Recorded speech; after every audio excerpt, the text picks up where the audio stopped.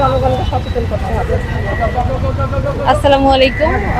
আজকে আলমডাঙ্গা পৌরসভা কর্তৃক আয়োজিত আমাদের এডিস মশা এবং মশা জাতীয় অন্যান্য মশাবাহিত যে রোগগুলো হয় এগুলো বিস্তার রোধে একটি সমন্বিত অভিযান আমরা করলাম।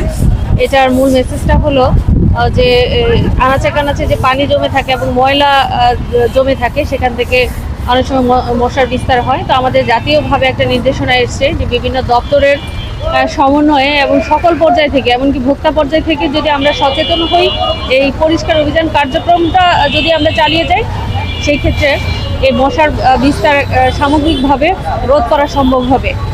তো এটা মূলত আমরা সচেতনতার অংশ হিসেবে করেছি, মানুষকে মেসেজ দেওয়ার চেষ্টা করছি এবং এই অভিযান আরও কন্টিনিউ থাকবে, এটা অব্যাহত থাকবে। আমরা মাঝে মাঝেই এই পরিষ্কার অভিযান কার্যক্রম পরিচালনা করব পৌরসভার পক্ষ থেকে।